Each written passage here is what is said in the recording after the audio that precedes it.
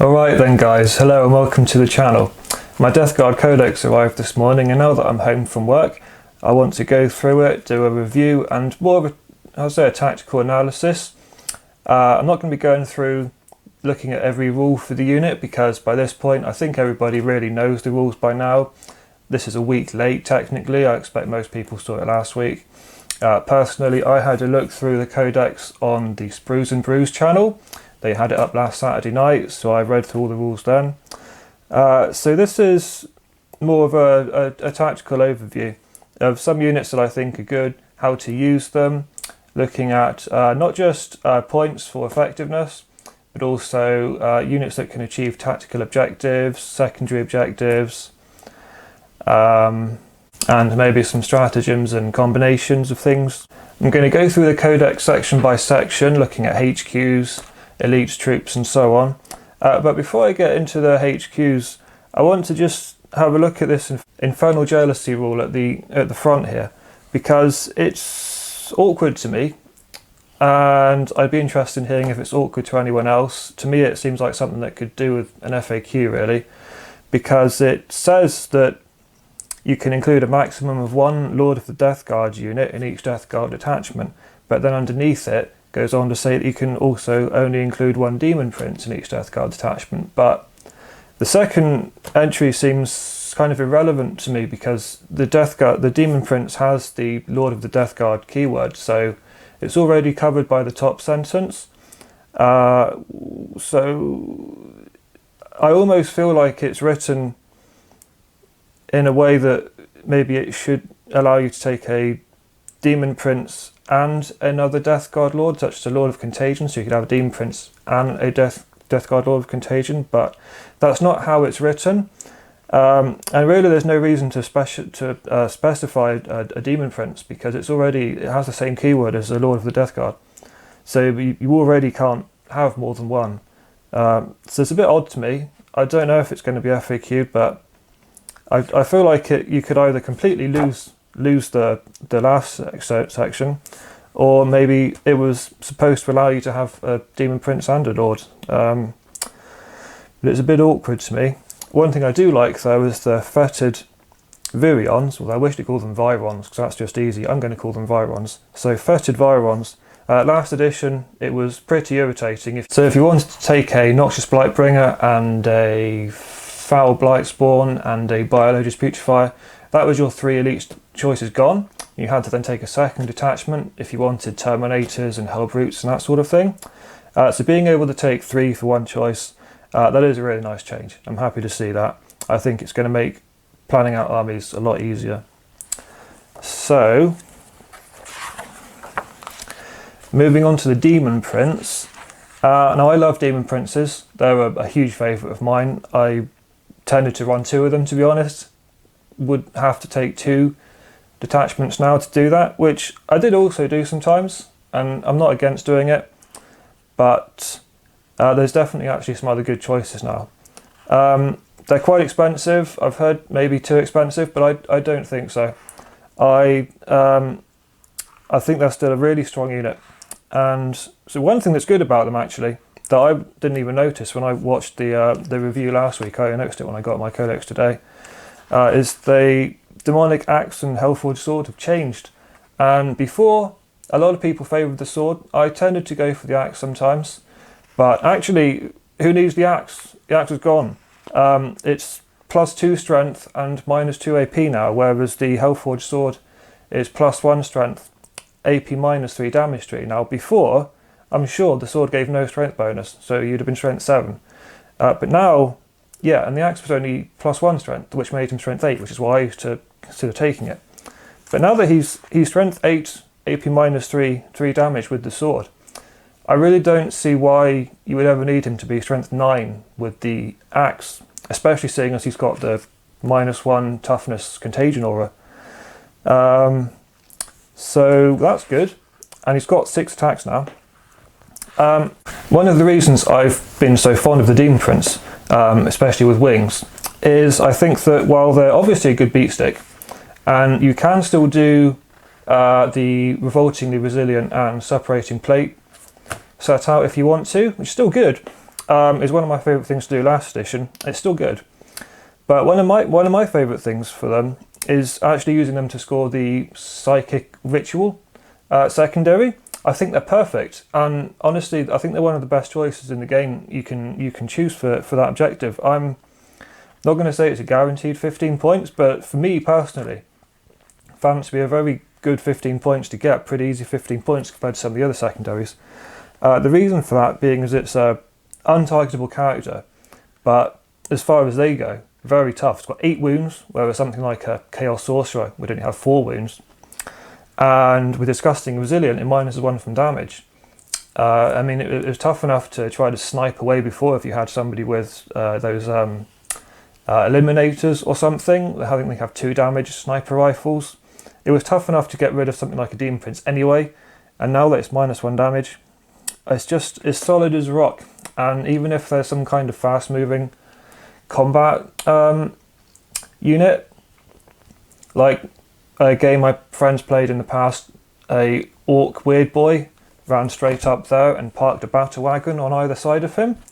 Thought he was pretty safe, but then a Harridan, or a Hive Crone or something, Hive Crone, just flew over and charged him and killed him. That's not a worry for a Demon Prince. And so what I would actually do, I'm going to skip ahead a bit here, start talking about some other units, just for my personal combo of what I would probably do if I was to play a game, say, next week.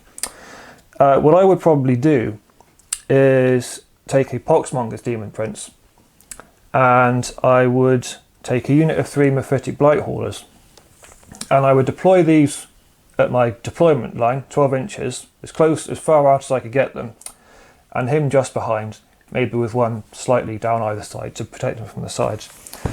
And what I would do is use the Ironclot Furnace relic to boost them up to a 4+ invulnerable save, because it affects the whole unit. With something like a Bloat Drone, it would just be the 1, but seeing as this is a unit of 3, they'd all have the 4+ invulnerable save. I would probably have a what are these called? Malignant Plaguecaster to also put -1 to hit. And there's a new stratagem in here, if I can find it quickly. I hope I can find it. I really hope I can find it quickly. Ooh.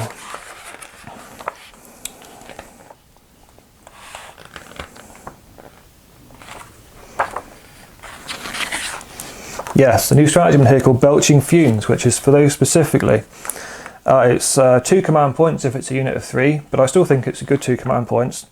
You reduce the number of shots they take in the shooting phase by 1. So if they got shot by an autocannon, it would be 1 shot instead of 2. If they took 5 shots from a battle cannon, they'd only take 4 shots. I think that with the 3 of those things combined, it'd be very hard to shift them, and I think that seeing as they can zoom up 10 inches, plus maybe you could sacrifice your shooting and advance them, he would have wings, 12 inches plus advance, should be easily able to get within 6 inches of the centre of the board. And they're going to be really hard to get rid of. I honestly don't think much could get rid of them in turn 1.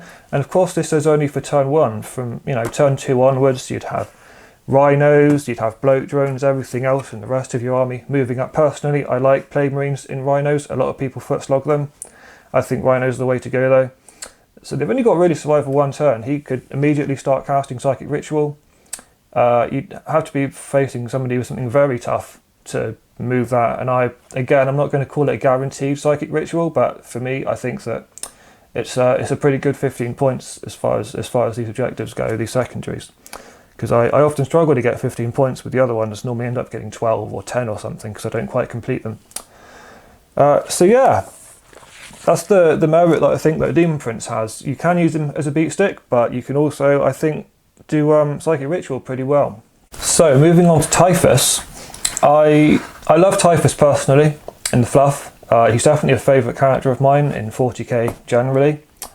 But to be honest, I haven't used him that often in the Death Guard, because I often would rather just use a normal Lord of Contagion, because between relics and warlord traits, you can normally create a better character. I hate Typhus' warlord trait. I hate it. I did last edition and I hate it this edition. I never really want these random mortal wound things that go off on a 4+, and it's just rubbish, in my opinion. So I normally use my own one, but he definitely has some good things going for him. His Master Crafted Mana Reaper, so it's 3 damage instead of 2 when he does his cleave attack. Still gives the Poxwalkers +1 strength and things, although personally for my armies I don't use Poxwalkers. I've always preferred to just use Death Guard, Plague Marines. But one thing I think that is quite nice about him now, well, scary about him now, he's a character killer, not because of his combat attacks, but because of the amount of mortal wounds you can just put out now. So his Host of the Destroyer Hive, instead of being this rubbishy 5+ to hit Overwatch thing, it's now just in your command phase, you can select one enemy unit within 6 inches of this model and roll 1d6 on a 2+, that unit suffers d3 mortal wounds. Now the reason I think this is so good is because normally it would have an addendum that said if it's a character, -1 or even 2 from the roll, so it would only hit the character on a 4+ or something, or a 5+ or 6+. But it doesn't. So you can just choose a character, and on 2+ it's d3 mortal wounds. Now that's good already, but again they've got new stratagems, and I think that you could potentially just one-shot somebody's character, because he could also spend 1 CP and use Diseased Effluence, which is also in the command phase. If I didn't say that his own ability, the Destroyer Hive, was in the command phase, it is. You could use Diseased Effluence, and what that does is the model suffers 1 mortal wound, no roll, 1 mortal wound, so already you're at d3 +1 mortal wounds. And then on a 2+, if you were doing this to a character, they would take another d3 mortal wounds. So on a 2+, they take d3 mortal wounds. You use this, they take 1 mortal wound, and then on another 2+, they take another d3 mortal wounds, which is pretty crazy. I think I'm going to have fun using that. And if you really wanted to, if you were desperate to finish somebody, you could spend another 2 CP on Release the Toxins. And this one affects everything within 7 inches. And on a 2 to 5, they suffer 1 mortal wound, so that's another mortal wound. And on a 6, d3 mortal wounds. So I think that you've got a pretty good chance at just choosing a character and getting rid of them, just off the table. Unless I'm missing something, and there's something that says you can only use 1 Epic Deed stratagem these days, or you can only do 1 stratagem in the command phase. I don't think so, but I haven't actually got more than about 3 games of 9th in during coronavirus, so I could be wrong. Moving on to the normal Death Guard Chaos Lord. I'm glad they exist, because it's nice to not have to take a Terminator. He has his full 6-inch movement, and he has access to things that the Lords of Contagion don't, like just taking a Bale Sword. And there's actually a pretty good Relic Bale Sword that gives you +2 strength, AP -3 damage too. Let me just check that, because I could be wrong. No, that's right. And models destroyed by it count as 2 for the purposes of morale test. But that's a really good weapon, because with the -1 toughness aura, you're going to be putting Marines down to toughness 3, so you'll be hitting them on 2s, and then wounding them on 2s, re-rolling for Plague Weapon, AP -3 damage too. And each one that dies, if you fought a unit of 10 Marines, killed 4 of them, that would count as 8. So it's pretty good, I think. I wouldn't necessarily take it over a Lord of Contagion, but I think that it's a good option, and it's nice that you could have somebody to stick in, say, a Rhino again with your Plague Marines. It's a good option to have. Death Guard Lord in Terminator armor. I'd probably honestly only use this if I specifically wanted a Chain Fist, but I'm glad that it exists, because it is a shame if you maybe don't get the access to the weapons that you want. And if you really wanted a Chain Fist or a Combi Melter, for example, then it's nice to be able to use it. I don't think I would personally. I don't see myself ever using this. I feel like if I wanted to use this, I'd just play my Iron Warriors or any other Chaos Space Marine army that didn't have so many unique options that already existed. And here we go. I'm going to try not to rant too much because we're about to move on to the Lord of Virulence. Yes, so I'm not a fan of this model. Well, I'm a fan of the model. This unit, it's not what I thought that it would be. I'm sure that during the promotion I read something about buffing demon engines. It doesn't at all. The only auras it has affect core infantry, and I was hoping before the Codex that maybe some of them, like the Mephitic Blight Haulers or the Bloatdrain, might have been core, but none of them are. None of them are, so I'm not really sure. It has a twin Plague Spewer. I'm not a fan of the Plague Spewers. They're not something I really use in my army at all. I prefer to use either Blight Launchers or normal weapons, such as I've got my Quad Las Predators. But if you're a Plague Spewer person, you might like that. My problem with this model is the Master of Destruction aura. I just can't really. It's just not much. It's just not much. It affects friendly core units and means that for any plague weapons, unmodified wound rolls of 6 improve the armor penetration characteristic by 1. But that essentially means other plague sprayers or blight launchers in units of either plague marines or terminators, which for me, an aura that it's kind of a small. If it affected all weapons, then it might be okay. If it affected all the bolters, but just the fact that it's only the plague weapons, which, you know, maybe 2 guys per squad have, I just don't see it having enough of an effect to really be worth much. The only thing I was thinking of would be to combo it up, but I'm not even sure that it's worth comboing it up, because it's, in my opinion, a petty buff. You know, Marines get -1 AP on all bolt weapons from turn 2 onwards, and here it's just on unmodified wound rolls of 6 on plague weapons. Because I was thinking, here's a Terminator, he could strike down with a big unit of 10 Blight Lords, and you could put I think it's Vermid Whispers or something for +1 to hit, get them hitting on 2s. He would let them reroll 1s, and then you could use the Virulent Rounds stratagem to make all the combi bolters plague weapons, and then this ability would work on all of their bolter shots they put out. But again, it's only 6s and it's unmodified 6s, so something like Eternal Hatred wouldn't do anything. And I just think that if you were going to put that many points into a combo, there's probably better things you could be doing, really.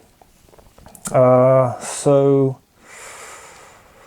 I don't think I'm going to use this model, and I consider it a disappointment. I really do consider it a disappointment. I don't really see why anybody would use this model, but you know, if I'm wrong, shout at me in the comments. You know, have a go at me. I'm not gonna mind. I'd like to know if he's good, but I just don't. I don't see it. In the Plague Claw, I mean, it's cool, a plague power fist, but ultimately you could just take a normal Lord of Contagion with a Plague Reaper, and it's better. So not a fan, unfortunately, but I could change my mind. Like I said, I've played about 3 games of 9th due to COVID, so you know, maybe he's got time to prove himself to me. Now, the normal Lord of Contagion, I've used them. They're just beasts. They're just beastly thick boys, and I love them.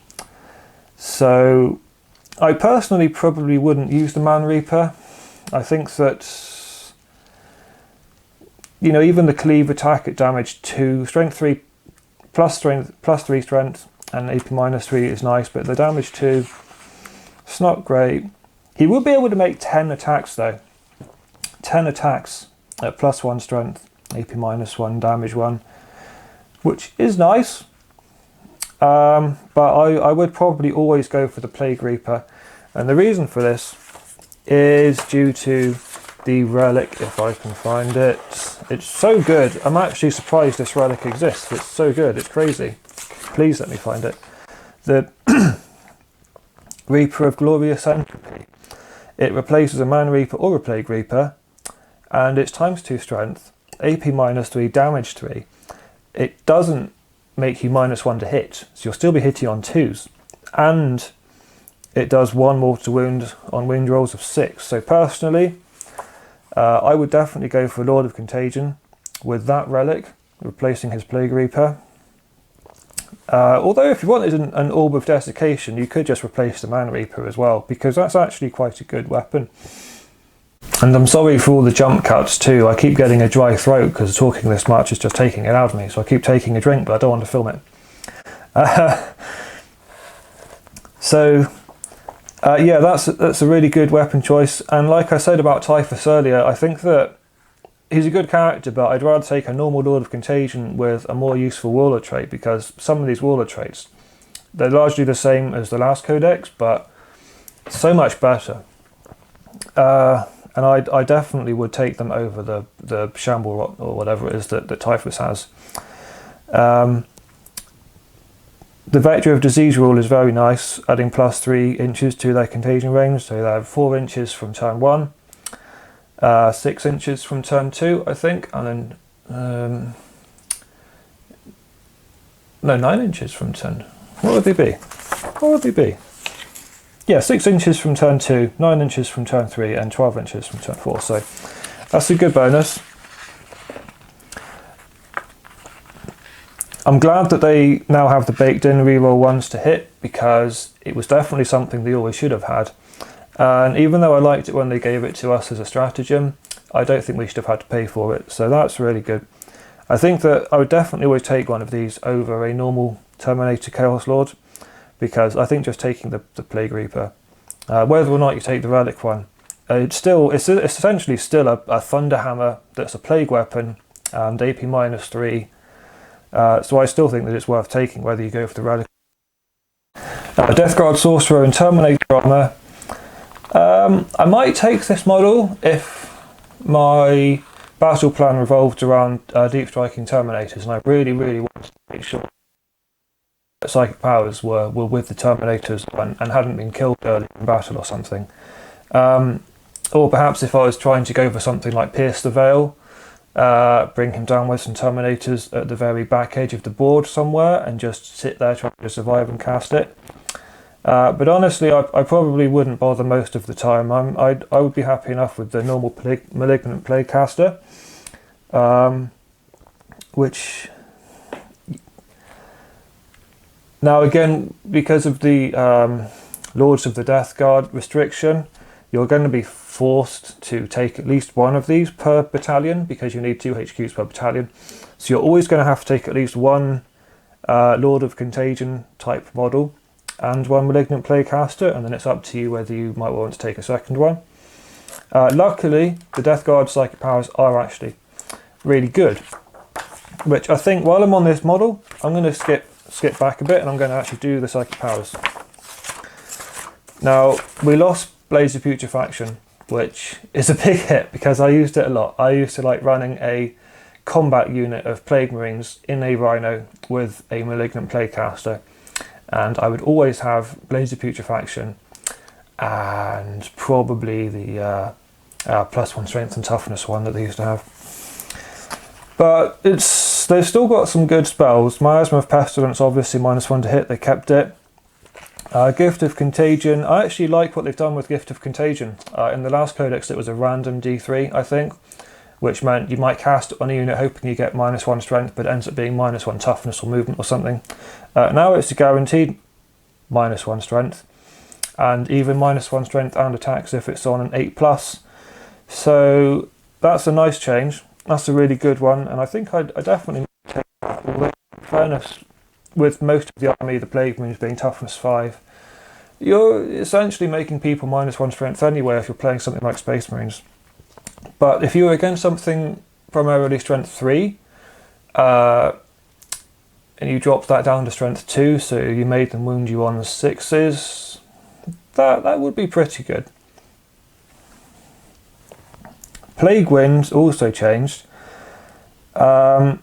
And again, it was definitely one that I wouldn't bother taking last edition, but I think I actually probably would take it this edition, because it's still, you still roll 1 dice for each model in the unit, and on a 6 they suffer a mortal wound. But now, in addition, if it was cast on a 9+, they suffer a mortal wound for each 5+. That makes it a lot more interesting for me. I'm pretty good at rolling 5+s. I think that could be the buff that it needed to really make it not just a background spell that nobody really takes. Putrescent Vitality, the +1 strength and toughness. I wasn't really a fan of this previously, because I found that a lot of the time the +1 strength was pointless. They either had additional strength from the weapons they had, or I was probably using veterans or something anyway. And also the +1 toughness, changing things from toughness 5 to 6, unless you were in a situation where you were specifically being faced with a lot of strength 3 weaponry. I never really felt much point in going up to toughness 6, because it just, you're already being wounded on 5s probably by most things. I still feel that way, except, and I don't want to go off topic too much because I'll get to them later, but if you had something like, say, Death Shroud with the threshing attack with their scythe, which gives them +1 strength, making them strength 5, if we did put this on them, they'd go up to strength 6, and you'd suddenly have 8 attacks per model, hitting on 2s, rerolling 1s maybe because they're with a Chaos Lord, Lord of Contagion, and then wounding on 2s because they would be reducing a Marine, for example, to toughness 3, and they'd be rerolling 1s. So yeah, I think I would probably take this now, in place of Blades of Putrefaction maybe. Curse of the Leper, that's pretty good, especially if you're in close range and already affecting them with your contagion. That's definitely how I would try to play it. Use it on perhaps a more close combat orientated character. Maybe if I had, say, a Malignant Playcaster in a Rhino with some more combat based Marines. And I would probably try to choose a specific model, because rolling 7 dice against one model that's potentially -1 toughness already, and causing 1 mortal wound for every roll that succeeds that toughness, I think you could easily just one-shot something, honestly. I mean, 7 dice, if I was to take 7 dice and assume I was fighting a Space Marine Lieutenant, he's now toughness 3. 1, 2, 3, 4, 5. 5 mortal wounds and he's dead. That's my disgusting. That was all 6s too. That's disgusting. That's my rolling. That's why I'm not allowed to use these dice. I don't know what it is, if it's my rolling or these dice, but I'm not allowed to use them. And then Gift of Plagues. Gift of Plagues is a new one, and I'm not a fan personally. That's not to say it's bad. I just don't think I'll use it. All it does is gives you an additional 6-inch to any contagion abilities. So, you know, if you were on turn 2 and you had a Lord of Contagion who now had a 6-inch aura, you could boost this to a 12-inch straight away on turn 2, which is good. But all of these things say maximum 12 inches, and there's, between stratagems and relics and things, there's already a variety of ways to increase your range. So I think you'll probably get to 12 inches fairly quickly, but it is another way to max out the 12 inches sooner than you would, so it's okay. But I would definitely stick to probably -1 to hit. Plague Wind, Curse of the Leper, and either Putrescent Vitality or Gift of Contagion. So having said all of this, I actually think that I may well take 2 Malignant Playcasters, sorry. Because there's definitely at least 4 powers that I'd like to use. But although whether I took 2 of them in the same detachment, or if I took just 1 along with the Lord of Chaos model, would depend on how desperate I was for another Lord of Chaos model, because I might need to spread them out between 2 detachments, and I probably would not want to take 3 Malignant Playcasters or Terminator Sorcerers, and have all 6 powers floating around the place. especially if I already had something like a Demon Prince in one of those detachments. I normally run a Demon Prince with miasma, and he can either cast it on himself or something else that needs it. In my earlier example, he was doing Psychic Ritual, so he can't cast anything else, but generally if he wasn't doing it, what I would normally do is have him bodyguarded by something like these guys, or maybe a big dreadnought like this, and then he would cast the -1 to hit on one of those units and be safe himself behind them.